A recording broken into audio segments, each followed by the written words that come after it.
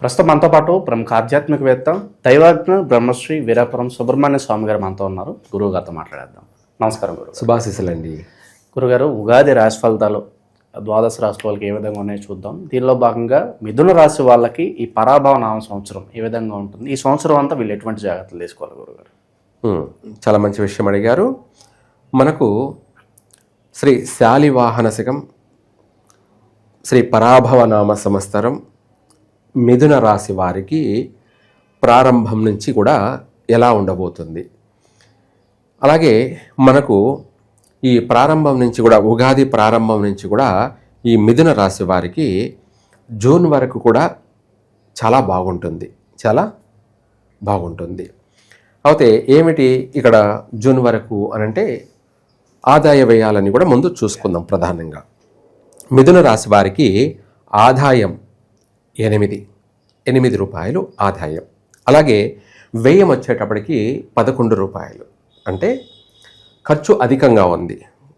ఇక్కడ ఆదాయం 8, అలాగే 11 ఖర్చు అయినప్పుడు మనము 11లో 8 తీసేస్తే 3 రూపాయలు నష్టం, 3 రూపాయలు నష్టం అనేది కనపడుతుంది.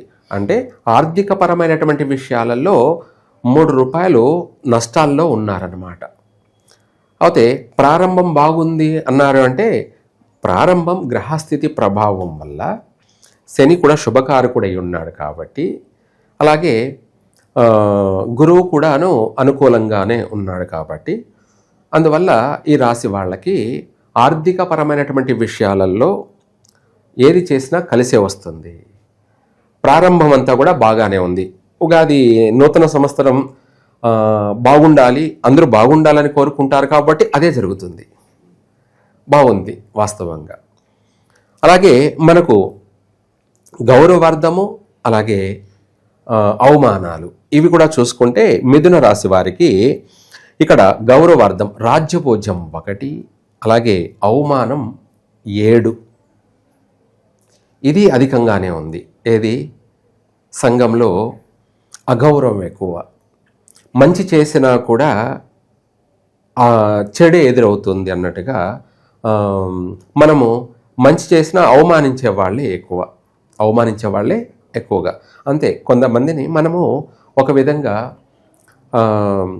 మనల్ని చూసి మనల్ని గౌరవించిన వాళ్ళు, మనల్ని అభిమానించిన వాళ్ళు, మనం ప్రేమించిన వాళ్ళే మనల్ని చూడగానే కోప్పడడం, లేదంటే అసహించుకోవడం అనేది జరుగుతుంది. అది పెద్ద సమస్య. అంతే కదా, ప్రేమించిన వాడు, అభిమానించిన వాడే అవమానిస్తే ఎలా ఉంటుంది? తట్టుకోలేరన్నమాట. అది ఎక్కువగా ఈ యొక్క మిథున రాశి వాళ్ళకి అధికమైనటువంటి మానసికమైనటువంటి క్షోభ, ఆర్థిక పరంగా కూడా ఏదో ఒక రకంగా వీళ్ళు కవర్ చేసుకోగలుగుతారు, కానీ ఈ విషయాల్లో మాత్రం తట్టుకోలేరు. ఇది ఎక్కువగా ఉంది. నేలాపనిందలు అనేటివి అధికంగా కనపడుతున్నాయి. కారణం ఏమిటంటే శని వక్రీకరించి నక్షత్రాల్లో మారుతున్నాడు కాబట్టి, ఉండడం వల్ల, దాని ప్రభావం వల్ల అధికమైనటువంటి అవమానాలకు గురయ్యే అవకాశం ఉంది. శారీరకమైనటువంటి సమస్యలు, ఆరోగ్య సమస్యలు అనొచ్చు, లేదా పేరు ప్రతిష్టలు ప్రఖ్యాతుల విషయంలో కావచ్చు. ఇప్పుడైతే ప్రస్తుతం అయితే సన్మానాలు, సత్కారాలు, గౌరవప్రదమైనటువంటి ఇది మూమెంట్లు, అవార్డులు, రివార్డులు అనేక విధాలు కూడా ప్రారంభంలో 3 పువ్వులు 6 కాయల్లా ఉంది. 3 పువ్వులు 6 కాయల్లా ఉంది. ఈ ఉగాది నుంచి జూన్ వరకు కూడా వీళ్ళు ఏం చేసినా కలిసే వస్తుంది. మట్టి పట్టుకున్నా బంగారమా అన్నట్టుగానే ఉంటుంది. కొత్త సంవత్సరం, నూతన సంవత్సరం అలా సాగిపోతుంది విశేషంగా. ఈ సమయంలోనే వీళ్ళు కూడా ఏ పనైనా ప్రారంభం చేసుకోవచ్చు. విదేశాలకు వెళ్ళాలని ప్రయత్నం చేసేవాళ్ళు చేసుకోవచ్చు. చదువు రీత్యా విదేశాలకు వెళ్ళి చదువుకోవాలనుకున్న వాళ్ళకి సక్సెస్ అవుతారు. చదువులో కూడా పాస్ అవుతారు. పై చదువులకి కూడా వెళ్ళడానికి వీళ్ళకు మంచి అవకాశాలు అయితే ఉన్నాయి. అలాగే దీంతోపాటు ఉద్యోగ విషయాలలో కూడాను ఆల్రెడీ ఉద్యోగం చేస్తున్న వాళ్ళకు కూడా విదేశీ అనే అవకాశాలు వస్తాయి. లేదు, మామూలుగా ఉద్యోగ ప్రయత్నాలు చేయడంలో కూడాను విదేశాలకు వెళ్ళి ఉద్యోగం చేద్దాము అనుకునే వాళ్ళు కూడా ప్రయత్నం చేసుకోవచ్చు. వీసా పుట్టడం కానీ, ఉద్యోగం రావడం కానీ, వీసా పుట్టడం కానీ, అక్కడికి వెళ్ళి స్థిరపడడం కానీ, అలా అనేక విషయాలలో కూడా వీళ్ళకి మంచి పాజిటివ్ అయినటువంటి రెస్పాన్స్ అనేది ఉంటుంది. అంతే కదా. ఇప్పుడు మనం ఉద్యోగం ఇచ్చేది నువ్వు, ఉద్యోగ ప్రయత్నం నేను చేయాలి. నేను అడగగానే చేయగానే నీకు కూడా మనసుకి చూడగానే ఇవ్వాలనిపిస్తుంది, అది జరుగుతుంది. అట్లా ఉద్యోగ అవకాశాలు అనేటివి బాగా మెండుగా ఉన్నాయి. అదే జూలై తర్వాత మనం ఉద్యోగం ప్రయత్నం చేస్తే మనల్ని పట్టించుకునేవాడు కూడా ఉండడు. అసలు ఆ ఇచ్చిన ఇది రిజం అంటారా, అవి కూడా చూసే అంత అవకాశం ఓపిక కూడా అవతల వాళ్ళకి ఉండదు. అలా తిరస్కరించే అవకాశాలే ఎక్కువగా ఉన్నాయి. కాబట్టి ప్రతి విషయాలలో కూడా ఇప్పుడు ప్రారంభంలో త్వరపడి ఏదైనా చేసుకోవాలి, త్వరపడి ఏదైనా చేయాలి. ఉద్యోగ అవకాశాలు అనేది ఉన్నాయి. ఆ తర్వాత జూలై తర్వాత బ్యాడ్ టైం కాబట్టి డిసెంబర్ వరకు కూడా ఆ సమయంలో నూతన కార్యక్రమాలు చేయొద్దు, నూతన కార్యక్రమాలు చేయవద్దు. మనము కాదని చేశామనుకోండి, అది ఎక్కువ రోజులు కొనసాగే అవకాశము లేదు, మధ్యలోనే మూతబడిపోయే అవకాశం ఉన్నాయి. పెళ్ళి కూడా అంతే, పెటాకులు అయ్యే అవకాశాలు కనపడుతున్నాయి. ఎందుకంటే ఆ ప్రభావాల వల్ల ఏమిటంటే ఇద్దరి మధ్య సఖ్యత కుదరకపోవడము, మాట కీచులాటలు ఏర్పడము, మా వాళ్ళు అవమానిస్తున్నావు, మా వాళ్ళు గొప్ప అన్నట్టుగా, ఒకరినొకరు మా వాళ్ళు గొప్ప అన్నట్టుగా, ఇలా అనేక కారణాల వల్ల ఏదో ఒక రకంగా భార్యాభర్తల మధ్య ఎడబాట్లు కలిగే అవకాశం ఉంది. లేదంటే వాళ్ళిద్దరికి సుఖం లేకపోవడము, సఖ్యత లేకపోవడము, ఇలాంటి సమస్యలు కూడా అధికంగా ఎదురయ్యే అవకాశం ఉంది. దానివల్ల ఎడబాట్లు జరిగితే పర్వాలేదు, విడిపోయే సమస్యలు కూడా రావచ్చు. ఏమిటి?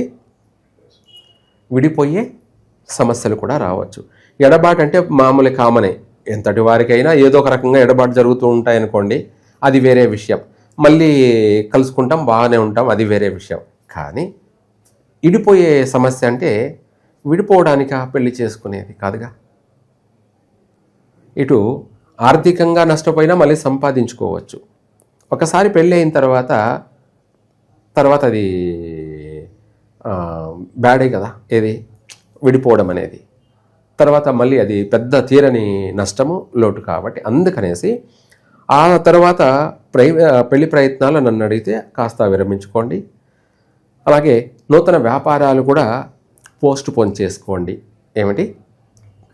ఇప్పుడు కుదరలేదు, అవకాశం వచ్చింది జూలై తర్వాత, ఏదైనా సరే డిసెంబర్ లోపల ప్రారంభం చేద్దాము అనుకునే వాళ్ళు వాటిని పోస్ట్ పోన్ చేసుకొని తర్వాత కావాలంటే ప్రారంభం చేసుకోండి, బాగుంటుంది. లేదు కాదు మేము చేస్తాము అని అంటే చేసుకోవచ్చు. నష్టపోయేది ఎవరంటే మీరు నష్టపోకూడదు అన్నదే మేము జ్యోతిష్యపరంగా ఇచ్చేటువంటి సలహా. ఏది ఏమైనా బాగుండడానికి ప్రయత్నం చేయాలి, బాగుపడడానికి ప్రయత్నం చేయడంలో తప్పు లేదు. నష్టపోవడానికి, కష్టాలు పడడానికి ప్రయత్నం చేయడం అంటే అంతకంటే మించిన అవివేకం, మూర్ఖత్వం ఇంకొకటి ఉండదు. ఏదైనా కూడా అనుభవపూర్వకంగా మాత్రమే ఎవరికైనా అర్థమవుతుంది. ఇది అంటే అనుభవిస్తే కదా తెలిసేది అన్నది. ఆ అనుభవం అనేది ఏంటంటే నష్టపోయేదానికి అనుభవించడం ఏమిటి? అది తెలివి తక్కువ వాళ్ళు చేసే పని. ఏంటి? ఆ నష్టపోయేదాన్ని కూడా మనం అనుభవించాలి కదా అని అంటే దానికంటే మించిన అవివేకం వేరే ఉండదు. ఏదైనా అనుభవం అనేది కూడా అభివృద్ధిలో చూడాలి, అది వాస్తవం. కాబట్టి మిథున రాశి వారు తెలివైన వాళ్ళే. కానీ ఆ తెలివి అనేది ఎక్కడ ఉపయోగించాలి, ఎక్కడ ఉపయోగించకూడదు అనేది కూడా సమయానుకూలంగా మనము సంయమనం పాటిస్తూ ఆ విధంగా ఎప్పుడు చేయాలి, ఎప్పుడు చేయకూడదు అనేది కూడా మనము గ్రహించుకొని నడుచుకున్నట్టయితే ఈ రాశి వాళ్ళు సేఫ్ జోన్లో ఉంటారు. అంటే నష్టపోకుండా, ఒకవేళ లాభపడకపోయినా పర్వాలేదులేండి, కానీ నష్టం అంటూ లేకుండా ఉంటారు. ఆటోమేటిక్గా తర్వాత మళ్ళీ అభివృద్ధి అనేది జరుగుతుంది. ఎప్పటికీ ఒకలా ఉండదు. ఇక్కడ మనకు చీకటి కొద్ది రోజులు, వెలుగు కొద్ది రోజులు, ఏమిటి వెన్నెల కొద్ది రోజులు అన్నట్టుగా ప్రపంచంలో ప్రతి ఒక్కరికి ఏ రాశి వారికైనా కూడా ఈ గ్రహ సంచార యొక్క ప్రభావాల వల్లనే కొద్ది రోజులు బాగుండడం, కొద్ది రోజులు బాగుండకపోవడం అనేది జరుగుతూ ఉంటుంది. ఎక్కువ శాతం ఎక్కువ లాంగ్ టైం బాగున్నది అంటే వాళ్ళు అదృష్టవంతులు అన్నది వాస్తవం. దానికి కారణం మెయిన్గా శని కుజుడు ఎక్కువగా ఉంటుంది ప్రభావితం. వీటితో పాటు వివాహ ప్రయత్నాలు కూడా కలిసి వస్తాయి. చక్కగా వివాహ ప్రయత్నాలు చేసి నిలబడిపోయే అటువంటివి కూడా సక్సెస్ అయ్యే అవకాశం ఉంది, అంటే శుభవార్తలు. దాంతోపాటు ఇప్పుడు కొత్తగా ప్రయత్నం చేసే వాళ్ళు కూడా ఇప్పుడు ప్రారంభంలో చేసుకోవచ్చు. వెంటనే చకచక వివాహ ప్రయత్నాలు కలిసి వచ్చే అవకాశము ఉంది, వివాహం కూడా జరిగే అవకాశము ఉంది, అయిపోతుంది కూడా 2 విధాల. ఇటు గృహయోగం కూడా ఉంది. 100% మిథున రాశి వారికి ఈ ఏప్రిల్ మే జూన్లోనే గృహయోగం కూడా ఉంది, ప్రయత్నం చేసుకోవచ్చు. వివాహ ప్రయత్నం కూడా కలిసి వస్తుంది, వివాహం కూడా అయిపోతుంది. అలాగే సంతాన అనుకూలత కూడా ఉంది మిథున రాశి వారికి. ఎక్కువగా వీళ్లకు స్త్రీ సంతానం అధికంగా కలిగే అవకాశం కూడా కనపడుతుంది. అలాగే ఈ యొక్క సంతాన విషయంలో కూడా తరువాత సమస్యలు ఏర్పడే అవకాశము ఉంది. తర్వాత అంటే మనం ఇందాక చెప్పుకున్నట్టుగా జూలై తర్వాత వీళ్ళకు కూడాను శరీర బాధలు ఎక్కువ, అలాగే తిన్న ఫుడ్ కూడా పాయిజన్గా మారే అవకాశము ఉంది. అలసట, తిప్పట, శరీర అధిక శ్రమ, కష్టాలు అధికంగాను ఇలాంటివన్నీ కూడా ఎక్కువగా ఉండడం వల్ల వీళ్ళు కష్టపడుతూ ఉంటే మళ్ళీ అవమానాలు, దానికి తోడు ఏమిటి అవమానాలు. ఇంట్లోనే అత్త కోడలు అనుకుంటాం, కోడలు ఎంత కష్టపడినా కూడా అత్త అవమానిస్తూనే ఉంటుంది. అదేవిధంగా ఇంట్లో అత్తే కాదు, బయట పోయి పనిచేసినా బయట చేసే తోటి ఉద్యోగస్తులతోటి లేదంటే అధికారులతోటి సమస్యలు. ఎంత శ్రమ పడినా ఏదో ఒక వంక, ఏదో ఒక నింద, అవి పెద్ద సమస్యలు అన్నమాట. ఇంట్లో అంటే అత్తపోరు మామూలే, బయటకు పోతే కూడా అత్తపోరు అంటే కష్టం అవుతుంది కదా. అట్లా ఇంటా బయట 2 విధాలు అన్నట్టుగా మిథున రాశి వారికి జూలై తర్వాత ప్రతిబంధకాలు అధికంగా ఉన్నాయి.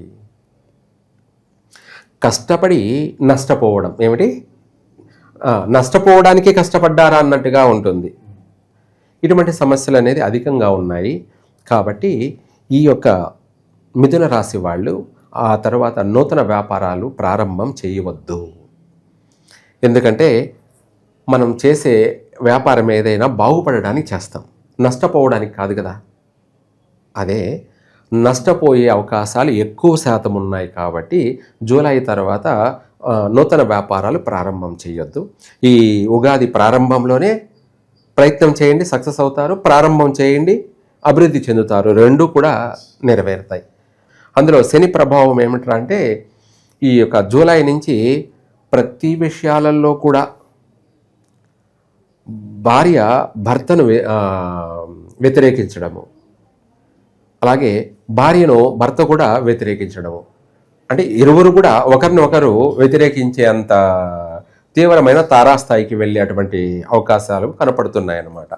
అలాగే జీవిత భాగస్వామి అంటే మన భార్య కాకుండా వ్యాపార పరంగా, బిజినెస్ పరంగా పార్ట్నర్షిప్, ఇటువంటి వాళ్ళ కూడా చాలా జాగ్రత్తగా వ్యవహరించాలి. ఏమిటి ఇప్పుడు మనము ఈ ప్రారంభంలో చేసేవాళ్ళు ఎవరినన్నా జీవిత భాగస్వామిగా అన్నట్టుగా మన వ్యాపార బిజినెస్లో పార్ట్నర్షిప్గా చేర్చుకొని చేసేవాళ్ళు ఉంటారు కదా, వాళ్ళతో కూడా కాస్త జాగ్రత్త ఉండాలి. ఏమిటి అంటే వీళ్ళు వాళ్ళను నమ్మి మోసపోయే అవకాశం ఉంది. మోసపోయే అవకాశం ఉంది. ఇంతగా చెప్పాల్సిన అవసరం లేదు, కానీ చెప్పాలి. ఎవరినైతే నమ్మి పార్ట్నర్షిప్ చేసుకొని బిజినెస్ వ్యాపారాలు ఏదైనా చేస్తారో వాళ్ళు రాబోయే ఆ రోజుల్లో వాళ్ళు హస్తగతం చేసుకునే అవకాశం ఉంది, వీళ్ళను పక్కన పెట్టేసే అవకాశము కనబడుతుంది. అందువల్ల నష్టపోవద్దు, జాగ్రత్త పడండి. ఎటువంటి వ్యాపార పరమైనటువంటి పార్ట్నర్షిప్ అయినా సరే అది ఆచితూచి ఆలోచించి నిర్ణయం తీసుకొని అడిగేయండి.